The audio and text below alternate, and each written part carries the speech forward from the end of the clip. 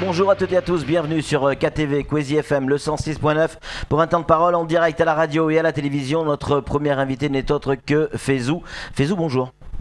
Bonjour Patrick. Merci d'être avec nous. Alors vous allez nous raconter une drôle d'histoire qui vous est arrivée, dramatique. Vous avez perdu votre bébé, c'était le 1er janvier 2016. L'année a très mal démarré pour vous. Votre épouse et vous-même vous rendez donc du côté du CHM, mais ça n'a pas démarré au CHM l'histoire, hein.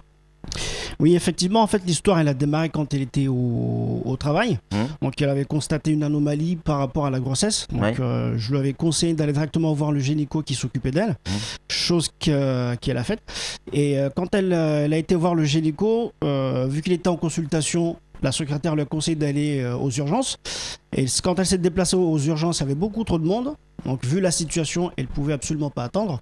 Donc, elle est partie plutôt au dispensaire de Mramadoudou, là où il y a encore une fois une maternité à proximité de Kankili. Et à partir de là, elle a été évacuée sur Mamoudzou. C'était un vendredi 18. Donc le samedi, suite à des complications, parce qu'il y avait le cordon autour du cou, et voilà, les médecins ont décidé de pratiquer une césarienne en urgence. Tout ce qui a été fait, ce qui s'est absolument bien passé. Et le bébé est envoyé en couveuse, en néonate. Donc à partir de là, pendant la première semaine, il avait commencé à prendre un peu de poids. Ensuite, il a rechuté de 10 grammes. Et quand le souci au niveau de l'alimentation s'est arrangé, il avait pris jusqu'à 805 grammes en moins de quasiment une semaine et demie. Donc il avait pris plus de 100 grammes en fait. Hein. Voilà, plus de 200 grammes en une semaine et demie. Parce qu'on rappelle, le bébé, et on parle d'un prématuré, il était entre 6 et 7 mois, c'est ça ? Entre 6 et 7 mois, effectivement. Donc c'était 25 plus 6, ce qui fait à proximité, presque 7 mois. Et il se portait bien, il allait bien, même qu'au bout d'une semaine, il y a eu certains actes médicaux qui sont pratiqués, notamment au niveau du cordon ombilical. Ils ont retiré le tuyau, ils ont retiré l'intubation, ils l'ont extubé et lui ont mis un masque pour avoir une respiration moins invasive. Donc jusqu'à mercredi, au bout de la deuxième semaine, tout se passait bien et le lendemain on nous a rappelé que comme quoi il avait fait 2 malaises dans la soirée. Donc quand on est arrivé, on nous a clairement dit qu'il y avait un début d'infection mais qu'il ne savait pas ce que c'était. D'infection. Voilà, un début d'infection. Donc quand on a attendu les résultats, on était encore en attente de résultats, mais il avait chuté. Le poids ? Pas au niveau du poids, mais au niveau du battement de cœur, au niveau de la vitalité. Ça allait pas bien. Ça allait pas du tout bien. Même que les machines étaient à 100% de leur capacité. Ils l'ont encore intubé, encore une nouvelle fois. Et pendant la nuit, on nous a clairement dit que ça va pas bien. Et du coup, les médecins, et franchement, je le remercierai jamais assez, ils nous ont demandé surtout si on voulait le prendre dans les bras. Pour la dernière fois, parce qu'on savait qu'il allait déjà, ils vous expliquent et ils vous disent que ça sera bientôt fini, ça va être compliqué. Ça va être compliqué, ça va être bientôt fini. C'était dans la nuit de jeudi à vendredi 1er.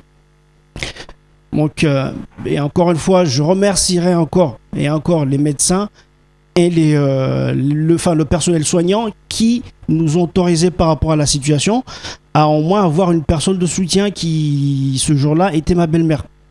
Donc ma belle-mère aussi que je remercie. Donc la maman de votre épouse. Voilà, la maman de mon épouse, de ma compagne qui a été autorisée à rentrer. Donc on a veillé pendant toute la nuit et il est parti. Au petit matin, il est décédé. Au petit matin, il est décédé, il est parti. Alors, est-ce qu'aujourd'hui, on sait de quoi il est décédé ? Vous avez demandé, si nos informations sont justes, vous avez demandé effectivement à consulter le dossier médical.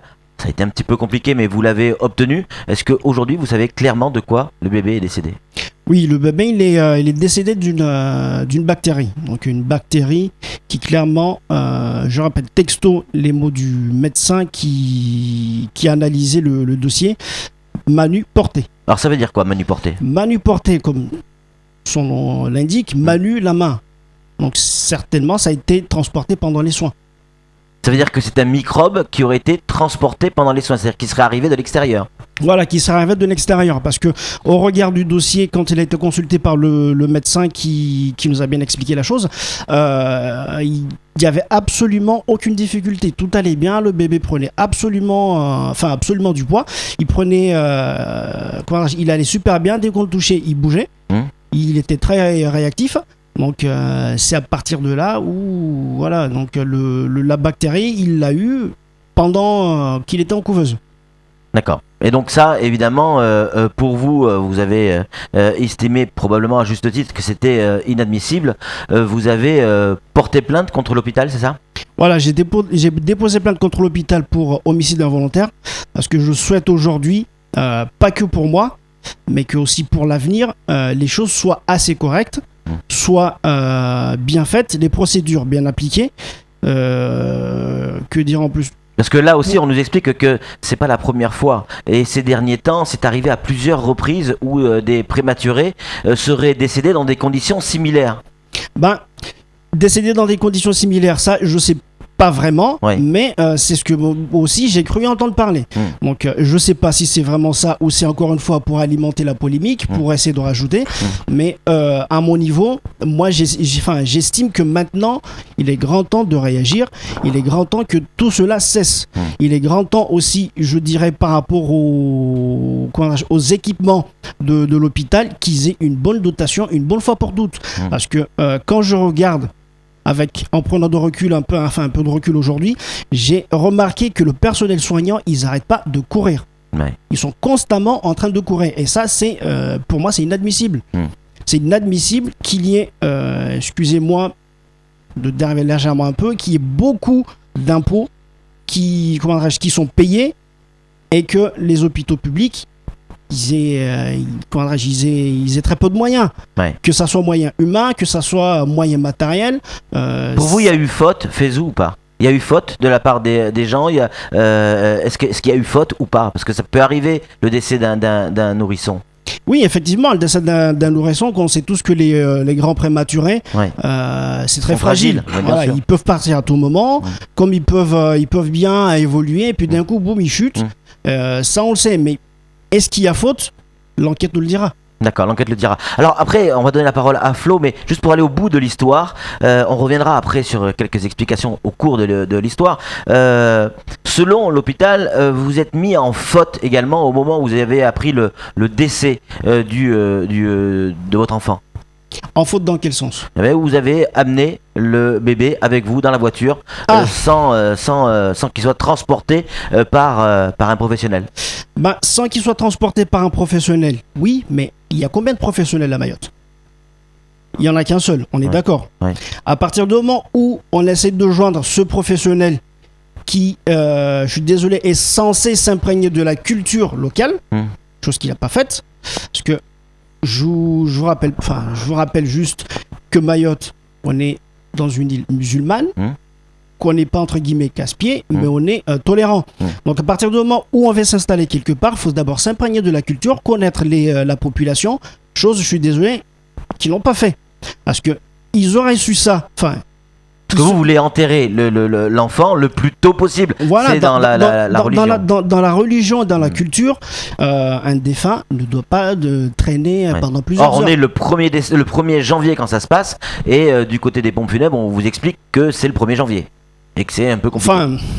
Explique que c'est le 1er janvier quand on répond au personnel soignant qui essaye de vous joindre pendant je ne sais combien de temps, et que moi aussi j'essaie avec le médecin pendant disons 6 fois sur l'ensemble des numéros qu'ils ont donnés, et qu'on vous répond excuse-moi d'avoir une vie. Je suis désolé, mais ça alors fait que mal. vous venez de perdre votre enfant. Voilà, ça fait mal quand on vient de perdre un enfant. Donc vous avez pris l'enfant Et vous êtes parti en voiture avec la grand-mère. Voilà, j'ai pris l'enfant et je l'assume totalement. Le corps, parce que l'enfant était décédé, on est bien d'accord. Il était décédé, oui, sur le jeu de mots. Donc, il était décédé, on a pris l'enfant, on s'est dit, on va pas s'éterniser, rester là, attendre qu'il veuille bien enfin se déplacer pour qu'on puisse inhumer l'enfant. Donc vous avez mis l'enfant dans les bras de la grand-mère, tout le monde est monté dans votre voiture. Et on est parti. Et vous êtes parti vers le sud pour l'enterrement, en fait. Pour l'enterrement. Et ça, on vous le reproche aujourd'hui. Et ça, aujourd'hui, on me le reproche. Moi, je suis désolé, mais c'est une faute qu'aujourd'hui, on devrait reprocher aux élus, aux responsables, qui, ils se sont pas battus pour qu'il y ait au moins 2 ou 3 services de ce type-là. Et je suis désolé, mais aujourd'hui, on est dans un département. Pour moi, c'est du commerce, les pompes funèbres. Il devrait y avoir au moins 2 ou 3. Donc, ceux qui ont donné les autorisations, ils sont aussi en tort. Je ne me cache pas par rapport à ce fait-là que j'ai pris mon enfant. J'assume totalement. Mais voilà, aujourd'hui, il est grand temps qu'il y ait au moins 2 ou 3 services. Flo, une réaction? Oui, moi je voulais revenir sur l'histoire du manu porté pour être sûr d'avoir bien compris. C'est donc transmis par la même pendant qu'il est en couveuse. Ça veut dire que c'est quelqu'un qui fait partie de l'équipe médicale qui aurait transmis la bactérie? Bah ça je ne saurais vous le dire. Je ne saurais vous le dire parce que quand on dit manu porté, effectivement, c'est la transmission par rapport à la main, donc qui peut aussi être pendant le déplacement d'une couveuse. Parce que je vous rappelle juste que pour effectuer les soins, on est obligé d'ouvrir les couveuses. Donc, quand on déplace la couveuse, il se peut que la bactérie soit là, présente, et au moment de l'ouverture, ça s'est passé comme ça. Après, encore une fois, l'enquête nous le dira, nous donnera des éléments de réponse. Il va y avoir une enquête, forcément, vous avez porté plainte. Samuel Bocher, le rédacteur en chef de France Mayotte Matin, une question à vous poser, Fezou. Alors bien évidemment, vous avez demandé au service, au personnel, l'accès au dossier de votre bébé, et on vous l'a refusé. On me l'a refusé, même l'acte de décès, je ne l'ai pas eu. Et vous l'avez à ce jour? J'ai pu l'avoir grâce au médecin conciliateur qui a effectué les démarches pour me remettre au moins une copie afin que j'aille déclarer le décès de l'enfant à la mairie. Donc jusqu'à présent, l'enfant est considéré comme étant parmi nous au niveau de l'état civil. Chose qui n'est pas le cas. Le vendredi même, avant de partir, j'avais demandé l'acte de décès, on me l'a refusé. Donc j'ai dit bon, ça c'est pas un souci. On a quand même pu inhumer l'enfant. Quand j'ai expliqué la situation au personnel de la mairie, donc eux aussi je le remercie du fond du cœur, ils ont compris la situation, donc ils m'ont octroyé une autorisation pour l'inhumation de l'enfant. Donc l'acte de naissance, le dossier, j'ai pu avoir accès que depuis vendredi, chose qui n'est pas normale parce que le dossier il était dans le bureau et d'après la procédure qui existe au sein du CHM. Tant que le dossier se trouve dans le service où le patient se trouvait, il appartient au patient. Donc, ils avaient l'obligation de me faire une copie sur simple demande. Fezou, il nous reste une poignée de secondes. Pourquoi vous avez souhaité témoigner aujourd'hui? Pourquoi? Parce que c'est quelque chose de très privé, très particulier, le décès d'un enfant et notamment d'un prématuré. Pourquoi aujourd'hui vous avez tenu à vous exprimer? J'ai tenu à m'exprimer déjà par rapport à Mayotte en général, par rapport à la situation de tout le monde, parce que aujourd'hui ça m'est arrivé, demain ça peut arriver à n'importe qui. On ne sait pas à qui est-ce que ça peut arriver.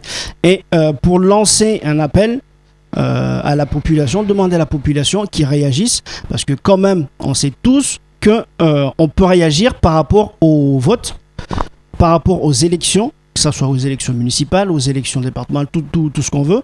À partir de là, si il y a une élection de représentants, j'ai envie de dire, parce que c'est eux qui représentent la population, qui sont responsables, qui savent exactement où est-ce qu'ils vont, qui savent exactement quelles sont les attentes de la population, tout ira bien. Donc aujourd'hui, je témoigne pour que la population bouge un peu. Merci beaucoup Fezou de ce témoignage, pas facile en tout cas, on vous souhaite beaucoup de courage. Allez, c'est tout pour ce temps de parole, tout de suite, la suite de nos programmes.